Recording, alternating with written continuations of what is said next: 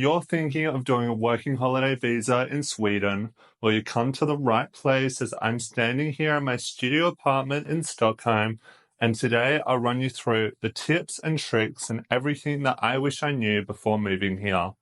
Let's begin. First off, it makes sense for us to go through the requirements of getting the working holiday visa. I don't want to spend too much time on this as it's really easy to find this on the Swedish website, for immigration website.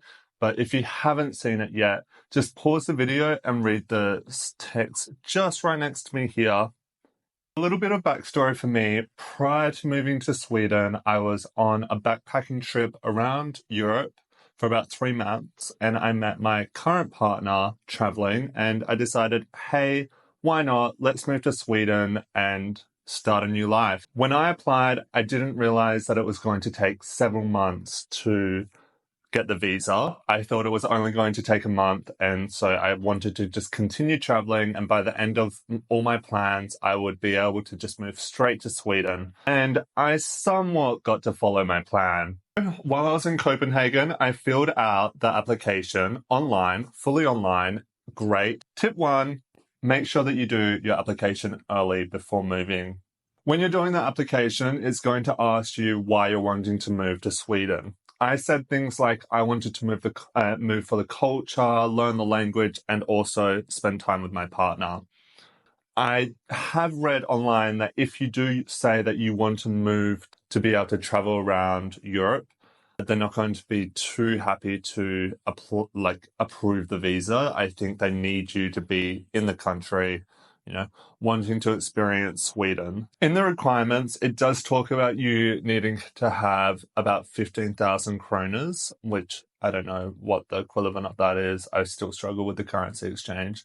Anyway, moving on. So what they want is for you to send a bank statement, which is quite easy to attach. A month had passed and I wanted to enter Sweden. In the terms of entering, you're not able to enter prior to the approval of your visa.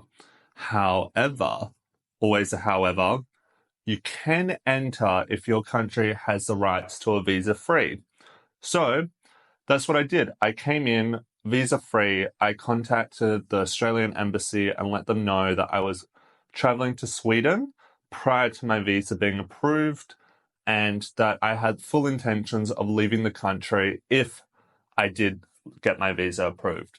I did say to them that I would leave when a decision was going to be made, and that is something that you have to do, or else you risk your application being declined. So yes, definitely leave the country if you plan on being in the country while your application is being processed.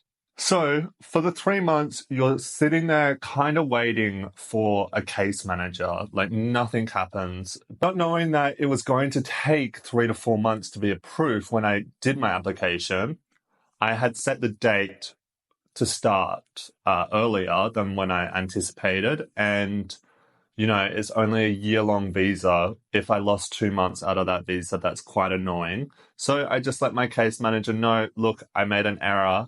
Please, can I move the start date on my visa? And they were more than happy to accommodate that.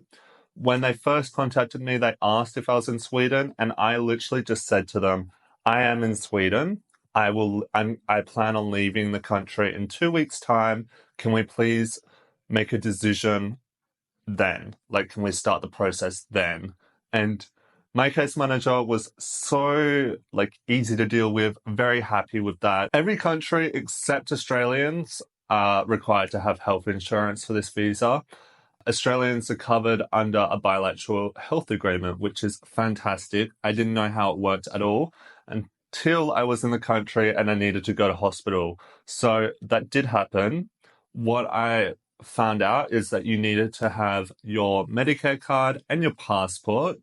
And then essentially, you just take that to the hospital and they'll create a health profile for you. And then 2 months later, you get a bill in the mail to your Australian address. It's the same price that a Swedish citizen would pay. So about 50 Australian dollars, which is fantastic. Honestly, it's a huge relief that we have this because healthcare in other countries can be very stressful.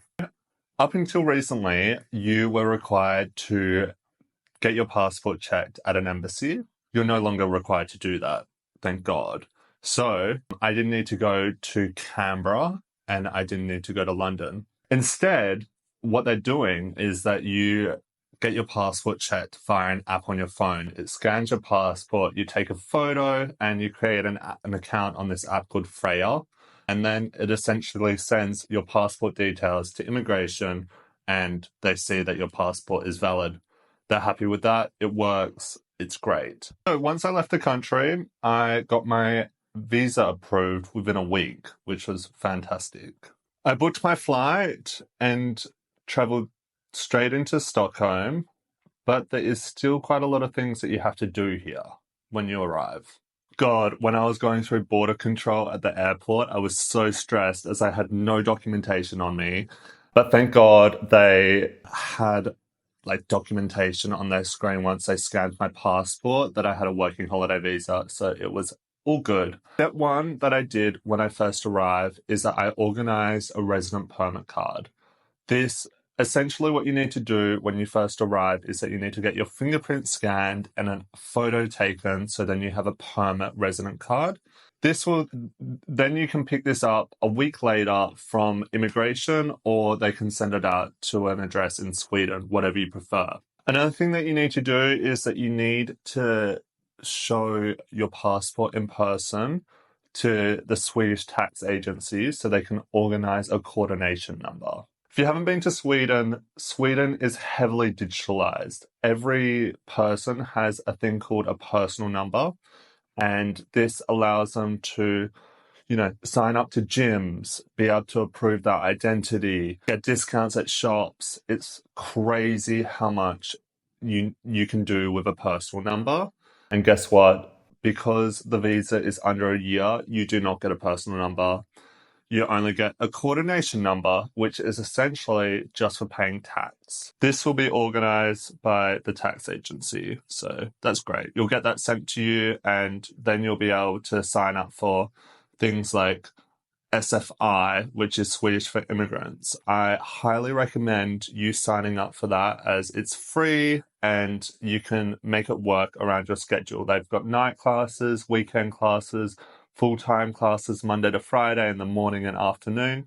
Whatever honestly works, you can make time for it. And I think it's really important that you make the effort to integrate as much as possible. Like, I think when you're here, you can definitely get away with only speaking English, but it's really appreciated when you do put in the effort to learn Swedish. The struggle that I've had here is that I needed to set up a bank account in Sweden, and it was extremely hard and difficult. A challenge that I had when I first arrived was getting a Swedish bank account. The banks require you to have proof of a job, so you need a job offer and 2 pay slips from Sweden. That's quite difficult because when you first arrive, you're just wanting to integrate as much as you can. Unfortunately, they don't want to set up a bank account for you. So alternatively, what you can do is use an account like Revolut or Wise to be able to get paid for the first couple times while you're in Sweden, and then you'll be able to open up a bank account. Something that I hear a lot is that it's quite hard to make friends here. And to be honest, I think it's quite hard to make friends anywhere when you first find yourself in a new city. Some things that you can do to make it a little bit easier is using apps like Bumble. There's Bumble for best friends. You can meet people through that, go for a coffee, go for a drink, play some sport, go for a walk. There's heaps of things that you can do to make friends through that. There's also an app called GoFriendly. This is just for females, so you can set up an account if you're female. Go ahead, that's really good for making friends. Alternatively, I suggest joining some Facebook groups. There's a Facebook group called Expats in Stockholm. This is where you can get some interesting tips. There's a community of expats that have done the move before you, and they've got some really good insights. Something that I can't really speak personally to is how hard it is to get a house or an apartment in Stockholm.